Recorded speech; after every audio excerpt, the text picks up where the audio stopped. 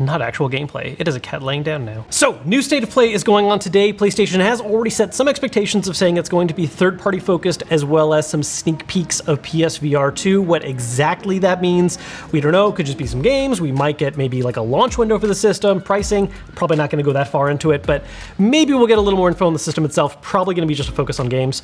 As far as actual game announcements go, because it's third-party focused, a lot of people are hoping to see stuff like Final Fantasy 16. Capcom's got some stuff in the works with Resident Evil and Street Fighter. Those are the things I've seen a lot of hopes for. I will say, for me personally, Final Fantasy 16 is definitely the number one thing I'm hoping to see. If you guys caught my recent Steam Deck video, I talked about how I've been on a big Final Fantasy kick lately and looking for more and more of that content, so I'm definitely in the right state of mind to want to see some more 16 stuff. I hope there's Final Fantasy 16. I don't think it's going to happen. I don't know, I'm pessimistic about it, but it'd be cool.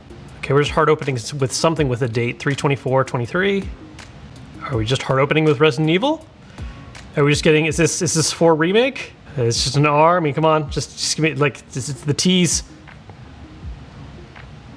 Yep, Resident Evil. And is this for 8 news? 4? Okay, it's 4. We officially have Resident Evil 4 confirmation. Remake. It's happening. Yeah, visually it definitely looks a lot closer and more in the style of what we've been seeing with some of the other remakes lately. It's kind of nice actually having this many updated ones all sharing a close generation together, because I don't know, it gives you a way to like experience that series again, even though they're not the exact same as the originals. This does look a lot closer though, because I mean, 4 introduced the over-the-shoulder in the first place anyways. Yes! This is always one of those weird ones because Resident Evil 4 is so good, and whenever a really, really good game gets a remake, I'm not sure. But the track record with 2 and 3 is so good. I'm excited. But early next year. What? Are we pitching at plot changes? I guess they were hinting that maybe the story is going to play out differently this time too. A little heavier remake. 3 did that a bit. It took some different turns as well. So, and VR2 content and development. That'd be hilarious if that was the extent of the PSVR sneak peeks. They're like, oh yeah, Resident Evil 4 VR is happening. That's it. That's all of it. Oh, that's a good opening. Trailers like this are always a little weird because I've just seen this cutscene before in the regular game. So it's cool it's coming to VR, but this doesn't really, I'm not learning anything more yet. Okay, there we go. Some good first person. We got the head bob. Man, horror games are such a great use for VR stuff. It's just like, there's so much of them are based on the concept of immersion, and being able to just do that in VR. Like that's when it really hits right, I think. Or it just gets silly because, you know, nothing ever translates exactly right. 2 pistols, revolutionary gameplay. Yeah, I mean, I'm in. I really loved Village, so I will very happily play a VR version of it. I wonder if that's going to be a near launch thing, because right now they're just saying sneak peeks, so we don't have timelines on anything yet, but hopefully that's earlier. Another little more survival style looking zombie game. Is this Dying Light, but like a side one just for VR? Because this has very Dying Light heavy vibes to me, but this is not the plot of the other Dying Lights that I've played. Oh, okay, it's a Walking Dead game. Saints and Sinners. I did not play the first one, so I don't know a whole lot about Walking Dead. Oops. Okay, now we got some kind of flight sim game, fairly traditional for VR, just anything in a cockpit's easier to do. Okay, well, No Man's Sky has changed so much since I last played it. I messed with it at launch, and I thought it was fine at the time. I know it's been basically saved with updates, because that looked unrecognizable to me, to be honest. I was like, I think this is No Man's Sky, but there's so much more. Oh, and now the Horizon VR game. Look, honestly, this doesn't need to do a whole lot to sell me on the concept, just because the idea of seeing Horizon's world in first-person view, if I could just get up close to, you know, big robot dinosaur, I'm interested. Like, that's enough for me. The only thing with me in VR and looking at all this stuff is that just seeing this gameplay, I already feel the headache. I just can't do it. I wish I had a better constitution for VR stuff, because it's always so interesting, and there's a few titles like this that really catch my eye, and then I play them for about 30 minutes and hey, and more Horizon content, including New Game Plus right now. That's neat. Oh, sweet transmog. Because there's definitely some outfits I like the look of way better, even though I want stats of other ones. I actually haven't finished Forbidden West yet. I got like 70% of the way through and then I got sidetracked, so this might be a really good reason for me to go back, like today. Oh, we're announcing a PC port. Spider-Man's coming to PC. Well, I am excited for everyone who has not picked up a PlayStation yet. Now is the opportunity to play this game because it's awesome. I wonder if this is going to include Miles as well. Yep, Spider-Man Remastered coming to PC August 12th, so this year. And we're just jumping right into something new. Stray! Cat game! This is one of those games where I still know so very little about it, but every time I see a new trailer, I'm just like, yes, please, tell me more. I want... It's not just the fact, like, I feel like some people discount this too, by the way, because they just are like, oh, these, you know, weird cat people want to play as a cat. It's because it's also this really weird world. It's, you know, robots are basically the main people, and you're wandering around it. I don't know, I just love the idea of exploring new worlds and Doing that through the eyes of a cat seems really cool to me. Oh yes, good, you can knock things over. True cat energy. Yeah, I don't care what other people say. I'm super excited for this. Like, I love the idea behind this game. Annapurna is one of those ones too where I feel like every time a new game comes out, I'm usually intrigued and then I either love it or it just kind of fizzles. I'm hoping this is the love it situation. Yeah, excited. July 19th, awesome. It's only a month and a half away. Words.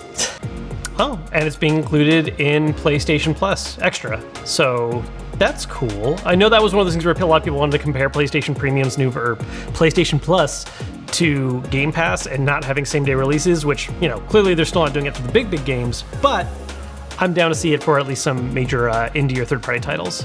Okay, so this is the new not Dead Space. It's from the original devs of Dead Space, not with EA anymore for obvious reasons, and we're just getting some more Dead Space vibes, which I want. Yes. Oh, the Dead Space vibes are strong, yes! Look, I'm gonna be honest, I'm more excited for this than I am for the Dead Space remake, primarily because I think the first Dead Space ages wonderfully and still plays great today. I'm still gonna check the remake out when it comes out, because that looks cool, but I'm more excited for this for sure. It's straight up Dead Space 2. We got the health meter on the back of the head, just like with Isaac on the spine. Like, it is not being shy about just like, yeah, this is what it is. We're not calling it Dead Space, but it's Dead Space. Even the way they're doing the font reminds me a little bit. And it's this year too! We have something in December. The holiday's gonna fill out. What is this? Okay. Like roller derby, but with guns. I'm already digging the soundtrack. Now, I really like Rule 7's work with visuals and music though, and this is a good little taste. I'm gonna admit, I don't normally play, I don't know if this is gonna have like a single player component or if it's just gonna be versus, and it actually looks like it's single player focused, because these look like NPCs, not other players. Yeah, I'll try this out. Roller Drome. The 80s vibes, the 80s sci-fi vibes are so strong in that. Not just because of the synth either, like just that concept. Okay, cutting off someone's arm. What is this? Something new? R2 to hold hands, excellent. I'm not sold right away, but I'm curious about this one. Eternites. Ah, it's an action dating sim fusion. That makes sense. I kind of got that vibe based on some of those quick shots. Oh, Street Fighter 6 time. Capcom, heavy hitter, I get it. Wordplay. Coming to be some sweet gameplay. I still don't love the logo, but that's a cool looking design at least. Heavy like Metro City vibes. I mean, this is supposed to be Metro City, so are they like pitching a more actual story mode? They are. Okay, you wander around playing as Luke. Not gonna lie, it looks a little rough around the edges to me, but I want to see actual combat though. Come on, hit me with that fighting. I love that we're just embracing bearded Ryu. We have a Drunken Master finally? The 90s vibes are so strong in this. Yeah, the art style's adjusted a little bit. It looks like they're going for a little closer to realism than the past couple ones, which I'm fine with. I always kind of dug that there was a little bit more exaggeration to Street Fighter, but it looks like they're still kind of holding on to some of that, but just adding a little more realism to some of the faces. I hope I enjoyed this one. I was so excited for 5, and I played it a bunch at launch, but it just didn't stick with me the same way that 4 did. I'm all for giving this one another shot. I'm gonna need some old characters reconfirmed though. Okay, they revised the logo. It's still kind of the same concept, but okay. And it's a 2023 date, so we don't have anything more specific than that. Oh, Tunic's coming to PlayStation. I still only play Tunic. I'm juggling way too many games right now, and this one is cool. It just has not been the one that I focused on. I do love Little Fox Link, though. I wonder what the other one is, because they're announcing 2 indie games coming to PlayStation, so I wonder if it's going to be another port situation or something completely new. Either way's fine, but, I mean, new stuff's always exciting. Chill vibes. I do enjoy a lot of movement in indie games to just kind of go for a little more toned-down exploration focus. Just something that feels a little more relaxing, you know? It's a very pretty game. I'm loving the direction this trailer's going. If the game can deliver on this kind of feeling, you know, during actual long play, that's gonna be awesome. Season, A Letter to the Future. Yeah, I don't think that's been talked about before. I think it's a whole new thing. This autumn, sweet. Oh, Yoshida, FF16 news. All right, 16 update, here we go. So they're basically announcing that 16's going to now have a lot more press going on. There's gonna be more interviews, more coverage from different people, and we are gonna get a new trailer in a bit. Okay, here we go. The first 16 trailer, I gotta admit, didn't hit that home for me as much. Like, was curious. I'm really interested in seeing what an updated one looks like. I've been on a huge Final Fantasy kick lately too, so, okay. Digging the summon designs in this one, or icons is what they're being called in 16. Oh yeah, definitely more action focus. I was hoping they would lean a little more in the direction of 7 Remake, where there's still like a party and you would switch between them. Although maybe that's... No, okay, this is definitely focused on like one main character. It's just not having a party feels so weird to me for a Final Fantasy game. It looks like the party in this one is that you're actually able to change fighting styles based on different icons. I mean, the combat looks cool, for sure. I do like this trailer more than the first one. I think seeing a lot of the icon designs really ups the, honestly, just Final Fantasy feeling.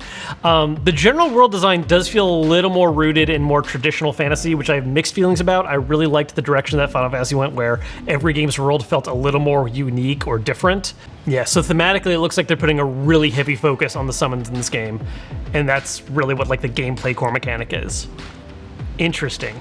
Summer of next year. All right, so we're not getting it this year, but we at least have a window now, which I'll take over nothing for sure. Is that it? Is that the wrap up? Okay. Interesting. That was an overall really solid one. Hard opening with Resident Evil 4 Remake was great. I'm very interested in what they're kind of pitching as far as it maybe being almost like a redo. That's something we're seeing a little more often with remakes, right? Where we're not just simply kind of retelling the story, but maybe starting to put a few more twists on it. Final Fantasy VII Remake certainly took that to the extreme, but even like Resident Evil 2 and 3 messed around a little bit with their plots, and it kind of sounds like 4 is planning to do the same and is letting you know up front that that is part of the idea. Final Fantasy XVI to me, definitely the biggest thing that I am happy we finally got some more news on. Look, I'm a longtime fan, and moving completely away from the party focus to a single main character action game, I honestly don't know. It's one of those things where it absolutely could be an incredible, great game. I just can't help if there's maybe a part of me that maybe wishes they gave it a spin-off title instead of having it be mainline. Now, given being mainline also means that there's a lot more energy that goes into it, and there's sort of a larger plot they're trying to tell with it. And what we're seeing does look great. I mean, I've always loved summons in the games, and placing an emphasis on that is really cool. But at the same time, there's just this part where, especially with every new one that came out, I was saying the same thing when we started seeing gameplay for 15, is that like, this looks awesome, I'm just not sure if it's necessarily delivering on what I loved about the franchise. Doesn't mean the new stuff isn't good, it's just different. And so yeah, I'm a little mixed on it, but I really did like that trailer a lot more than the first one. I think it gave a lot more of that kind of Final Fantasy vibe to me personally than the first one did. Gonna wait for that skateboard to finish moving. And then Street Fighter VI, the other, what I would say is probably the other like really large announcement from this one. That's another one where I think I'm walking away a little bit more with, I would say, curiosity. I wasn't super hyped off of everything we saw, primarily just because I didn't necessarily see characters that I'm excited to see come back. I really do like that they're embracing Bearded Ryu, and some of the quick little bits of gameplay did look really nice. I'm not sold on them trying to do what almost looked like open world exploration story mode with Luke. I will say that one of the things that Street Fighter has attempted to do in the past and really hasn't nailed yet is a single player focused style content, something that, say, NetherRealm with Mortal Kombat and Injustice does really well. Street Fighter's messed with it a little bit. They did a DLC storyline for 5 that was fine. So I'm curious to see how this new one turns out. I'd be lying if I said I had high hopes for that aspect of it, but as long as the actual core like 1v1 fighting feels good, that's what ultimately matters to me.